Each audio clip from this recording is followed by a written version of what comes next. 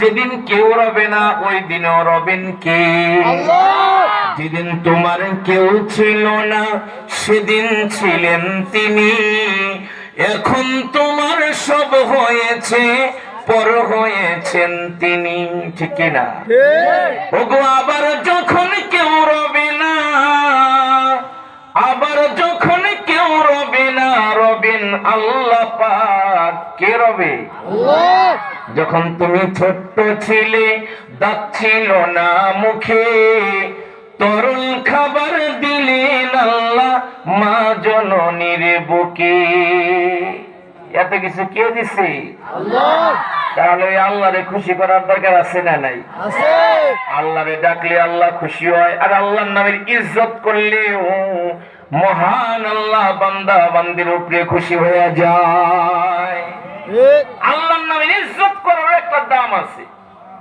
খুতবাতে জুলফিকার মধ্যে এক ওয়াকিয়া আসছে যে কণ্ঠ হচ্ছে সবাই তো আসলে দামি জায়গায় বসতে পারে না। এই এলাকার সবগুলো যদি আইতো মাহফিলে জায়গা হইতো ব্যান্ডেলে। আমার তো মানে অকল্পনীয় যে এই এলাকার নৌজন এত সুন্দর আয়োজন যে করতে পারে, এটা আমার সাভারে বৈশা খুব ইতমিনান হয় নাই। এই পোলাবান কি এত সুন্দর আয়োজন করতে পারবো নাকি? কিন্তু আলহামদুলিল্লাহ সবকিছুতে নৌজনরা এক নম্বর। আলহামদুলিল্লাহ বলেন না? আলহামদুলিল্লাহ। বাইরে খুব ঠান্ডা, কিন্তু এখানে অতটা ঠান্ডা লাগতেছে না। আলহামদুলিল্লাহ বলেন না? আলহামদুলিল্লাহ। এই মাহফিলে বসতে কপাল লাগে। কি লাগে? কপাল। মন্দ লোকের সংখ্যা বেশি, তাদের বড় দল, ভালোকে সইতে পারে না, ধরে নানান ছল। ঠিক না? যুবকরা যদি চিন্তা করতো বছরে শুরু একটা গান লাগায় দেই, তাহলে লোক হইতো কি হইতো না? হইতো। স্টেজের কোনায় হইতো, বয়াতের উপরে টাকা ছিটাইবার লেগে শুধু মাহফিলেই কইতো সামনে আহেন, ফাঁকা জায়গা পুরা করেন। মন্দ লোকের সংখ্যা বেশি, তাদের বড় দল, ভালোকে সইতে পারে না, ধরে নানান ছল। অনেকে তো মাহফিলের পক্ষে না। ঠিক না? মাহফিল হইতেছে আর গায়ে চুলকাইতেছে। কি রে পোলা বানিয়ে গেলে গান দিত, যা লাগে তাই দিতাম। কিছু লোক এরকম। মন্দ লোকের সংখ্যা বেশি, তাদের বড় দল, ভালোকে সইতে পারে না, ধরে নানান ছল।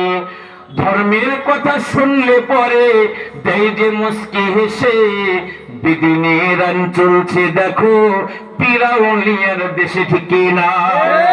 মুসলমানের দুশ্মনেরা হয়ে যা সাবধান, ওয়াজ মাহফিলের দুশ্মনেরা হয়ে যা সাবধান, নইলে জুতার বাড়ি খাবি, হারাবি সম্মান। ঠিক না? ওই যে নমরুদ খোদার সাথে বেয়াদবি করেছিল, তাই তো ল্যাংড়া মশা তাহার নাকে ঢুকেছিল। মশাই যখন কামড় দেয় জুতার বাড়ি দিতে হয়, সেই জুতার বাড়িতে নমরুদ কিন্তু মরেছে। ঠিক না? আল্লাহর ডাকলে আল্লাহ খুশি হয় বাবা। আল্লাহর নামের ইজ্জত করলেও মহান মাওলা খুশি হয়।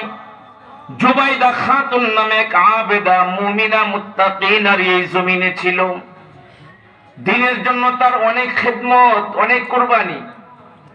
বাগদাদ থেকে নিয়ে আরব পর্যন্ত একটা খাল কেটে দিয়েছিল, একটা খাল কেটে দিয়েছিল। আরবের লোকেরা গোসল করত, ওযু বানাইতো, আল্লাহর ঘরের জিয়ারতের মেহমানেরা ওই পানি ব্যবহার করত। এত বড় খেদমত জুবাইদা খাতুন এই উম্মার জন্য করেছিল। তার ইন্তেকালের পরে তার নিকটতম এক আত্মীয় স্বপ্নে জুবাইদারে দেখতে পায়। জিজ্ঞাসা করে, জুবাইদা কেমন আছো? আল্লাহ তোমার সাথে কেমন আচরণ করলো? শব্দ দূষণ হয়, একটু হালকাই করে দিতে হবে, একটু কমাই দিতে হবে। জুবাইদা কেমন আছো? আল্লাহ তোমার সাথে কেমন আচরণ করলো? তো জুবাইদা খাতুন বলে, হ্যাঁ আলহামদুলিল্লাহ, আমার মালিক আমার সাথে উত্তম আচরণ করেছে। নিকটতম আত্মীয় বলে, করবেই তো, কারণ তুমি দ্বীনের জন্য যে খেদমত করেছো এটা নজিরবিহীন। আজও কেউ যদি মক্কায় যায়, আল্লাহর ঘরে যায়, মিনা মুজদালিফা আরাফা জিয়ারতে গেলে নহরে জুবাইদা দেখতে পায়, দেখায় ওই যে নহরে জুবাইদা আজও আছে। জুবাইদা খাতুন বলে, না গো, ওই খেদমত আমার কোনো উপকারে আসে নাই। যিনি স্বপ্নে দেখে তিনি বলে, তাহলে কোন নেক কাজের বদৌলতে মহান আল্লাহ তোমারে জান্নাত দিল? জুবাইদা খাতুন বলে, ছোটবেলায় শৈশবে আমি আমার বান্ধবীদের সাথে খেলতেছিলাম, দোলনার মধ্যে ঝুলতেছিলাম। অসতর্ক অবস্থায় আমার মাথার ওড়নাটা নিচে পড়ে যায়। ওড়না না তুইলাই বান্ধবীদের সাথে দোলনার মধ্যে ঝুলতেছিলাম আর গল্প করতেছিলাম। ঠিক এমত অবস্থায় আমার কানের মধ্যে একটা আওয়াজ চলে আসে, আল্লাহু আকবার। আল্লাহু আকবার মানে কি? আল্লাহ সবচাইতে কোন কোন? আল্লাহ সবচাইতে আল্লাহ বড় না ছোট? বড়। কত বড়? আল্লাহ যেমন বড়, আল্লাহর এর কোনো মাপকাঠি নাই। আল্লাহ যে কত বড়! আল্লাহ বড়, আল্লাহ বড়। এক আল্লাহর ইবাদত করো, 3 ফরজে গোসল করো, 4 ফরজে ওযু করো, 5 ওয়াক্ত নামাজ পড়ো, 6 সিফতে বয়ান করো, 7 যুগ ভয়ঙ্কর, 8 বেহেশত সোনার ঘর। যদি চাও বাঁচতে চলে যাও গাছতে, আসার আগে আজরাইল, চলে যাও কাকরাইল। আর কইরো না ভঙ্গি, চলে যাও টঙ্গি।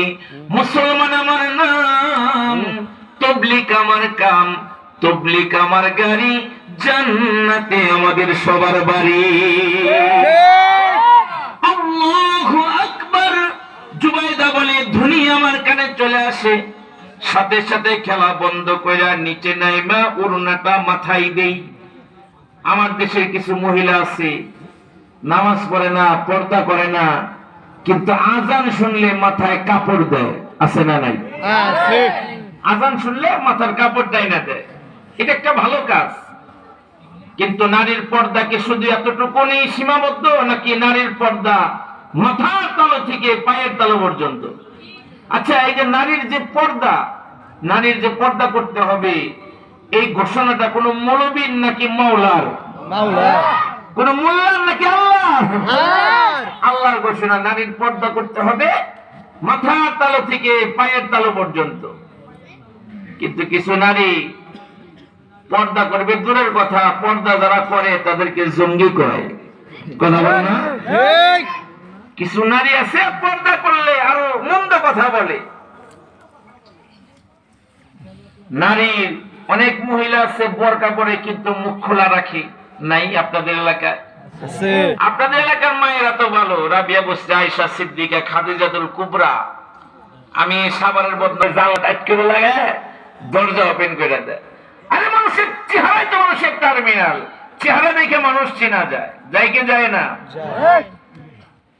নারীর মাথার তালু থেকে পায়ের তালু পর্যন্ত সতর, পুরুষের নামের উপর থেকে টাকনুর উপর পর্যন্ত, আর নারীর হলো পায়ের তালু থেকে মাথার তালু পর্যন্ত সতর, ঢাকা। কে ভাইরা, শুধু কি তাই, নারীর কণ্ঠের মধ্যে পর্দা আছে না নাই? জুলুগন আছে না নাই? ইসলামে শিখাতা হয় নারী স্বামীর সাথে কথা বলবে মিষ্টি আওয়াজে, আর পর পুরুষের সাথে কথা বলবে মিষ্টি আওয়াজে নাকি কর্কশ আওয়াজে?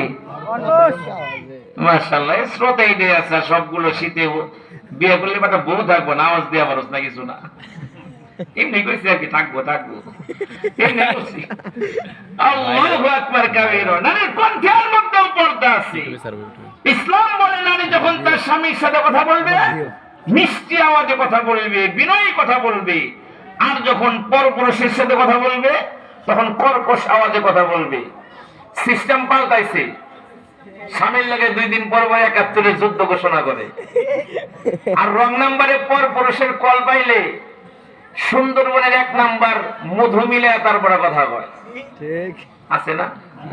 স্বামীর লাগে সুন্দর আওয়াজে কথা কয় না, পরপুরুষের ফোন পাইলে মিষ্টি আওয়াজে কথা বলে। আপনাদের এই যে খেজুরের রস খুব মিষ্টি এলাকার, এরকম মিষ্টি দিয়ে তার মনে কথা কয়। পরপুরুষ যখন কথা বলে, যখন মিষ্টি আওয়াজের মহিলা পায়, তখন ওই পাশ থেকে ফোনে বলে আপনার কণ্ঠটা কিন্তু ভেরি নাইস, অনেক সুন্দর আপনার কণ্ঠ। মহিলাদের আবার একটু প্রশংসা করলে খুব খুশি হয়, খুব খুশি, আরো মধু মিলাই দেয় কথার মধ্যে।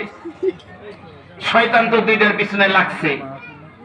অপর পাশ থেকে পর পুরুষটা বলে এই আপনার কণ্ঠ যে সুন্দর, না জানে আপনি দেখতে কত সুন্দর।